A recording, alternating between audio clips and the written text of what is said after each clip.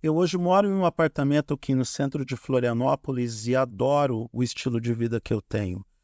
Tá, eu não estou nadando em dinheiro, mas pelo menos eu estou morando num lugar compacto, bacana, abrigado da chuva e do tempo, e um local de onde da janela do oitavo andar eu posso ver a cidade ou parte da cidade. E eu acho que morar em apartamento é algo muito sofisticado. Mas não é só isso que a minha vida tem. Eu também tenho a habilidade hoje de compreender o inglês de uma forma minimamente aceitável. Pelo menos eu não passo fome se eu for para os Estados Unidos ou para a Inglaterra.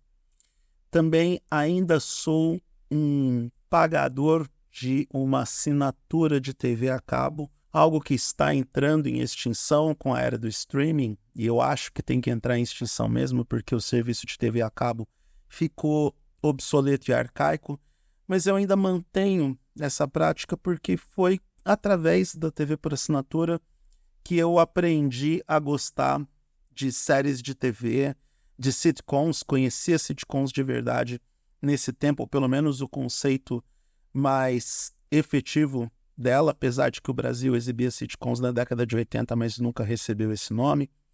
E foi através da TV por assinatura, foi através do canal Sony Entertainment Television, que hoje só se chama Sony Channel, que eu conheci a maravilhosa e espetacular série de TV Friends.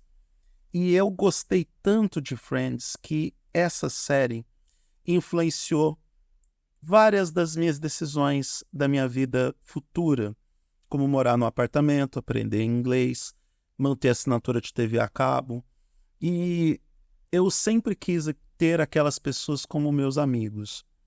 Eu sempre quis participar de um grupo de amigos que me apoiasse nos bons e nos maus momentos, que me ajudasse na falta de grana, que me ajudasse na procura do emprego, que testemunhasse as minhas desilusões amorosas e até sucessos de relacionamentos afetivos.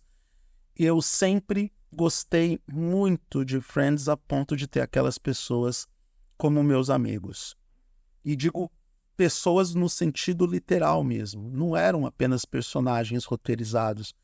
Eram seres que faziam parte do meu cotidiano e que eu tinha o privilégio de visitar aquelas pessoas a cada semana. Então, receber a notícia da morte do Matthew Perry é como perder um amigo que eu construí essa amizade ao longo de 10 anos. Eu sei que muitas gerações assistiram Friends depois da minha, pelo menos 2 ou 3. As gerações Millennial e Geração Z descobriram Friends na era Netflix. E eu assisti tudo em tempo real. Eu tive o privilégio de conhecer essa série na minha viagem para São Paulo em 99, 2000. Naquela época eu estava descobrindo as belezas da internet e estabeleci contatos com algumas pessoas, trocamos e-mails, nos telefonamos durante horas e horas, e aí eu decidi viajar para São Paulo para conhecer a pessoa, aproveitar a cidade, enfim. Isso motivou também a que eu ficasse algum tempo em São Paulo. E lá eu conheci Friends. Era uma das séries mais bem-sucedidas já do Sony Entertainment Television, um canal que exibia as melhores sitcoms da televisão. Friends, That 70 Show, Seinfeld, The Drew Carey Show. E eu assinei TV a cabo para assistir o canal Sony e ficar nesse canal, sei lá, por horas e horas. E perder Matthew Perry e entender que, em partes, ele perdeu a luta para ele mesmo sobre a dependência química é algo realmente muito triste. Está saindo em todos os principais sites de notícias de entretenimento, e o primeiro que mais uma vez deu a notícia foi o TMZ, e o TMZ tem essa credibilidade porque foi o primeiro que noticiou a morte do Michael Jackson em junho de 2009, e todo mundo ficou esperando essa confirmação. Até a CNN apostou no TMZ para confirmar a morte do rei do pop. Então o TMZ informa que o ator Matthew Perry, de 54 anos, foi encontrado em uma banheira com sinais de afogamento e não havia sinais de consumo de drogas no local. Uma situação muito parecida com a morte da cantora Whitney Houston, mas vamos esperar por mais informações para saber se ele realmente não tinha sinais de dependência química no corpo. Os sinais, pelo que é deixado na matéria, são sinais superficiais, mas não temos exames mais aprofundados sobre a condição de saúde dele. A polícia local não trata a morte dele como crime, então foi afogamento. O ator nasceu em Massachusetts em 1969 e o seu papel de maior destaque foi justamente Chandler Bing em Friends, série que foi ao ar na NBC nos Estados Unidos entre 1994 até 2004. Ele iniciou a carreira na década de 80, aparecendo em produções teatrais, programas de televisão, mas a notoriedade veio mesmo com o sarcástico, divertido, bem-humorado e, em alguns casos, ironicamente depressivo Chandler. Depois de Friends, ele seguiu com a sua carreira. Talvez a maior série de notoriedade do Matthew Perry depois de Friends foi mesmo o Studio 60 on the Sunset Strip, uma dramédia da NBC que durou 2 temporadas. Ele teve participações em The Good Wife, depois em The Odd Couple. Também teve carreira no cinema, onde o filme com maior popularidade foi O Meu Vizinho Mafioso e as Sequências. Durante anos, o Matthew Perry lutou contra os seus problemas pessoais, incluindo a dependência química, que foi o que causou basicamente a queda da sua carreira em determinados períodos. Ele usou a experiência pessoal dele com drogas para ajudar outras pessoas, apoiando várias organizações de caridade e fundando seu próprio centro de reabilitação. Tem uma passagem que o Perry compartilhou com o público naquele especial produzido pela Warner Bros. Sobre o aniversário de Friends, aquele que teve a reunião do elenco, que ele diz que ele não se lembra de boa parte de tudo o que aconteceu entre a 3ª e a 6ª temporada da série. E nós testemunhamos como foi a mudança do físico do Matthew Perry, principalmente entre a 5ª e a 6ª temporada. Ele termina a 6ª temporada muito acima do peso e na 7ª temporada, quando a série volta, ele murcha, porque foi o período que ele passou na reabilitação.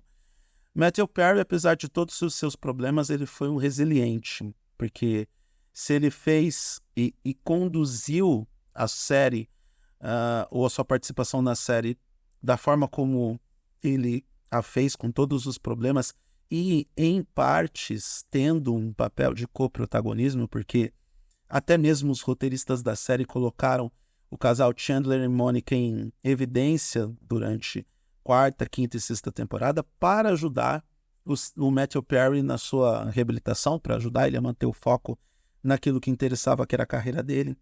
E, infelizmente, isso não funcionou para garantir uma vida longa e próspera para o ator. E deve ser algo... Se é chocante para mim, eu fico pensando como vai ser chocante para os colegas de elenco dele em Friends e para as pessoas que trabalharam com ele em outras produções.